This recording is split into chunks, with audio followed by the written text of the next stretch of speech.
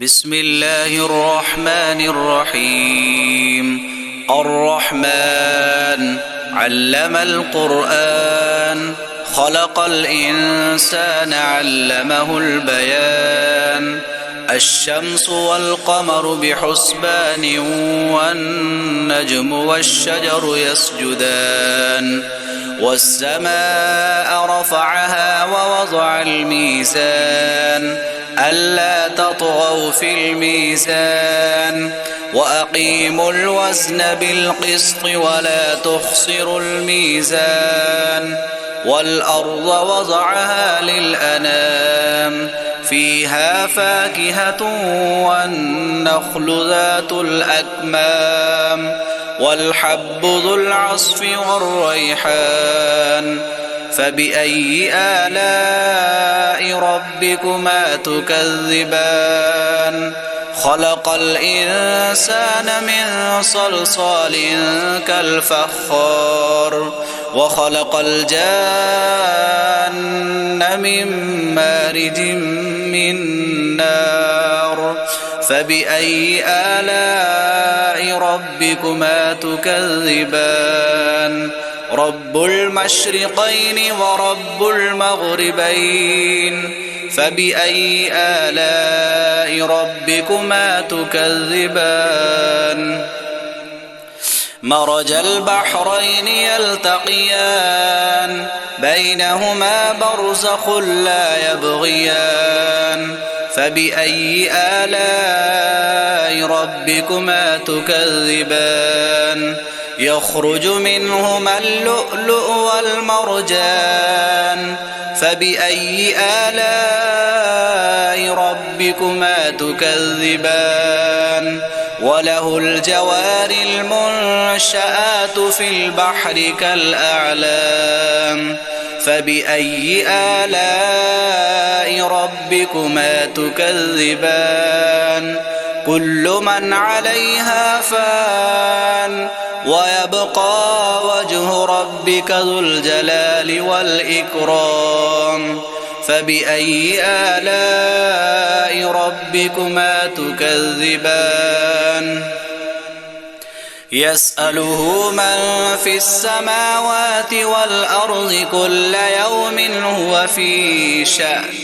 فبأي آلاء ربكما تكذبان؟ سنفرغ لكم أيها الثقلان. فبأي آلاء ربكما تكذبان؟ يا معشر الجن والإنس إن استطعتم أن تنفذوا من أقطار السماوات والأرض فانفذوا، لا تنفذون إلا بسلطان. فبأي آلاء ربكما تكذبان؟ يرسل عليكما شواظ من نار ونحاس فلا تنتصران. فبأي آلاء ربكما تكذبان؟ فإذا انشقت السماء فكانت وردة كالدهان. فبأي آلاء ربكما تكذبان؟ فيومئذ لا يسأل عن ذنبه إنس ولا جان. فبأي آلاء ربكما تكذبان؟ يعرف المجرمون بسيماهم فيؤخذ بالنواصي والأقدام. فبأي آلاء ربكما تكذبان؟ هذه جهنم التي يكذب بها المجرمون، يطوفون بينها وبين حميم آن. فبأي آلاء ربكما تكذبان؟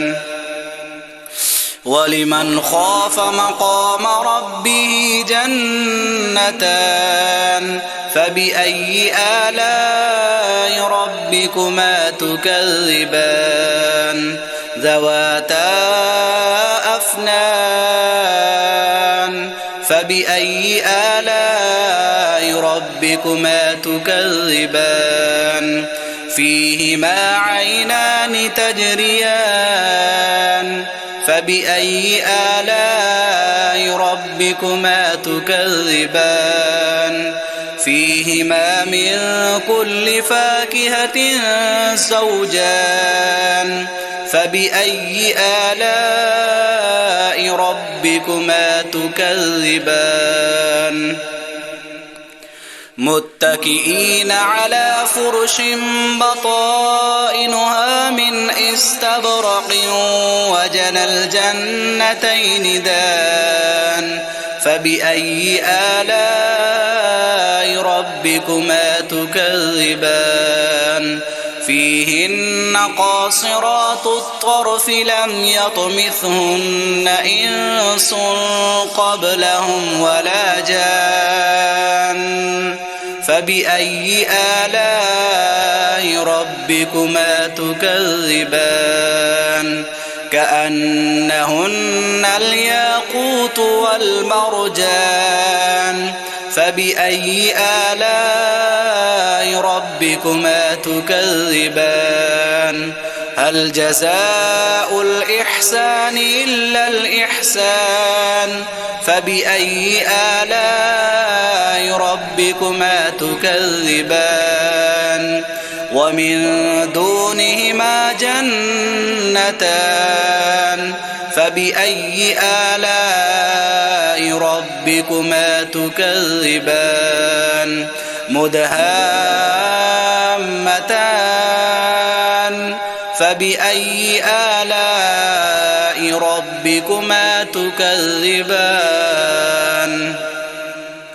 فيهما عينان نضاختان فبأي آلاء ربكما تكذبان فيهما فاكهة ونخل ورمان فبأي آلاء ربكما تكذبان فيهن خيرات حسان فبأي آلاء ربكما تكذبان حور مقصورات في الخيام فبأي آلاء ربكما تكذبان لم يطمثهن إنس قبلهم ولا جان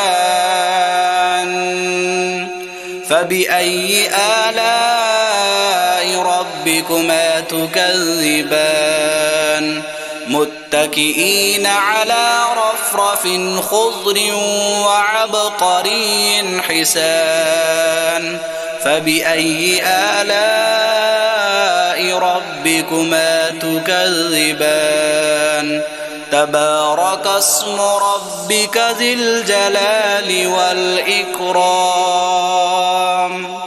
صدق الله العظيم.